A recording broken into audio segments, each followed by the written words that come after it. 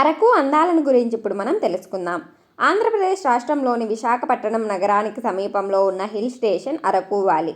ఆంధ్ర ఊటీగా ప్రసిద్ధి చెందిన అరకు వ్యాలీ తూర్పు కనుమలపైన సముద్రం మట్టం నుండి 900 మీటర్ల కంటే ఎత్తులో ఉంది.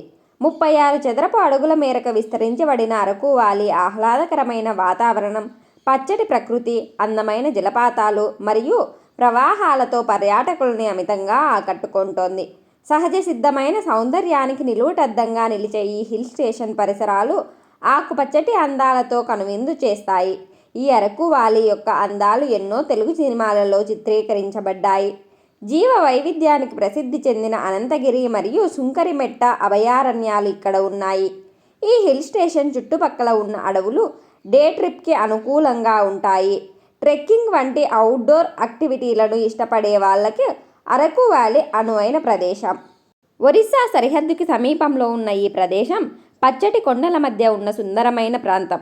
రాష్ట్రంలోని అత్యంత సుందరమైన ప్రాంతాలలో ఒకటిగా గుర్తింపు పొందిన అరకు వ్యాలీ ప్రసిద్ధి చెందిన పర్యాటక ఆకర్షణ. ఏడాది పొడుగునా ఇక్కడ వాతావరణం ఆహ్లాదకరంగా ఉంటుంది. శీతాకాలంలో కూడా ఈ ప్రాంతాన్ని సందర్శించుకోవచ్చు. వివిధ రకాల తోటలకి అరకు వ్యాలీ ప్రసిద్ధి. కాఫీ గింజల పరిమళం అరకులోకి ప్రవేశించగానే పర్యాటకులను ఆకర్షిస్తుంది. ఎంతోమంది గిరిజనులకు ఉపాధి ఈ కాఫీ తోటల పెంపకం ద్వారా లభిస్తుంది. 2007 నుండి ఇక్కడ అరకు ఎమరాల్డ్ అనే బ్రాండ్ పేరుతో వేలాది మందికి ఉపాధి కల్పించే ఆర్గానిక్ కాఫీ తోటల పెంపకాన్ని దేశంలోని మొదటిసారిగా ప్రవేశపెట్టారు. ఈ కాఫీ తోటల నుండి ఉత్పత్తి చేయబడిన కాఫీ గింజలు స్వదేశంలోనే కాక అంతర్జాతీయంగా కూడా ప్రాచుర్యం పొందాయి. వీటిని వివిధ దేశాలకు ఉత్పత్తి చేస్తారు కూడా. కాఫీ తోటలతో పాటు ఇక్కడున్న Padmapuram botanical garden, tribal museum, Borra గుహలు, టైడా వంటి పర్యాటక ప్రదేశాలు సందర్శకులని అమితంగా ఆకర్షిస్తాయి. అరకు రోడ్డులో ఉన్న చారిత్రకమైన తోట పద్మాపురం బొటానికల్ గార్డెన్. ఇంతకు పూర్వం ఈ తోట యొక్క ముఖ్య ఉద్దేశం 2వ ప్రపంచ యుద్ధంలో పాల్గొన్న సైనికులకు కూరగాయలను సరఫరా చేయడం. ప్రస్తుతం ఇది కేవలం బొటానికల్ గార్డెన్ మాత్రమే. ఈ గార్డెన్లో వివిధ రకాలైన చెట్లు మరియు పూల కనువిందు కలిగిస్తాయి. ఈ గార్డెన్లో ఉన్న ఒక టాయ్ ట్రైన్ ఇక్కడి ప్రధాన ఆకర్షణ. ఈ టాయ్ ట్రైన్లో కూర్చొని పర్యాటకులు గార్డెన్ చుట్టూ ఒక ట్రిప్ వేయవచ్చు. చెట్లపైన ఉన్న శిబిరాలు పర్యాటకులని ఆకర్షిస్తాయి. పర్యాటకులు వీటిని బుక్ చేసుకోవచ్చు. రోజ్ గార్డెన్ కూడా ఈ తోటలో ఉంది. ఈ గార్డెన్ నుండి వివిధ రకాలైన మొక్కల్ని కొనుక్కోవచ్చు. అరకు వ్యాలీకి హృదయంలో ఉన్న అరకు రోడ్డుపై అరకు ట్రైబల్ మ్యూజియం ఉంది. పద్మాపురం బొటానికల్ గార్డెన్కి సమీపంలో ఉన్న ఈ మ్యూజియం గిరిజన తెగల యొక్క జీవన శైలికి, అలాగే సంస్కృతికి, సాంప్రదాయాలకి అద్దం పడుతుంది. మట్టి మరియు క్లేతో ఈ మ్యూజియం నిర్మించబడింది. గిరిజనుల కళకి ప్రోత్సహించేందుకు ఈ మ్యూజియంలో tribal art and craft centre ఉంది. ఇక్కడ వర్క్షాపులు ఇంకా ఎగ్జిబిషన్లు జరుగుతాయి. ఈ మ్యూజియంలో గిరిజనులు తయారు చేసిన హస్తకళాకృతులను అమ్ముతారు. ఆంధ్రప్రదేశ్లో మీరు సందర్శించాలనుకుంటే తప్పకుండా బొర్రా కేవ్స్ని సందర్శించి తీరాలి. ప్రసిద్ధమైన పర్యాటక ఆకర్షణ ఈ బొర్రా కేవ్స్. ఆంధ్రప్రదేశ్లో విశాఖపట్నం జిల్లాలోని అనంతగిరి కొండలపై బొర్రా కేవ్స్ ఉన్నాయి. ఇవి 10 లక్షల సంవత్సరాల క్రితానికి చెందినవని అంటారు.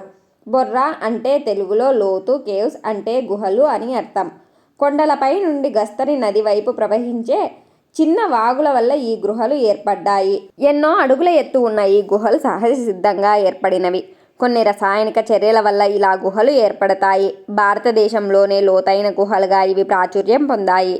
ఈ గుహలో చీకటిగా ఉండడం వల్ల ఇంతకుముందు కాగడాల సాయంతో గైడ్లు గుహలని చూపించేవారు. ఆంధ్రప్రదేశ్ పర్యాటక శాఖ వారు ఈ గుహలలో లైట్లను ఏర్పాటు చేశారు. గుహలలో ఉన్న రకరకాల ఆకారాలపై లైట్లు అందంగా పడేటట్లు చక్కగా అమర్చారు. ఈ గుహలు సహజ సిద్ధంగా ఏర్పడిన శివలింగం పర్యాటకులను అమితంగా ఆకర్షిస్తుంది.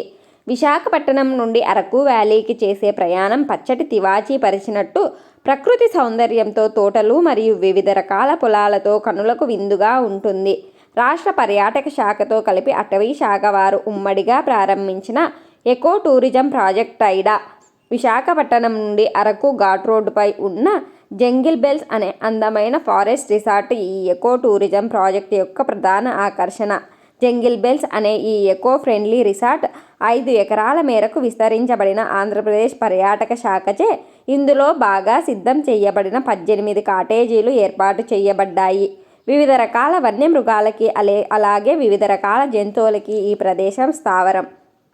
ఆంధ్రప్రదేశ్ టూరిజం డిపార్ట్మెంట్ అధికారులచే ట్రెక్కింగ్, హైకింగ్ మరియు బర్డ్ వాచింగ్ వంటి అవకాశాలను కల్పించే క్యాంప్ నిర్వహించబడుతుంది. ఈ క్యాంప్లో ఉదయాన్నే 4 మీటర్ల మేరకు కాలినడకన దట్టమైన అడవిలో ప్రవేశించవచ్చు.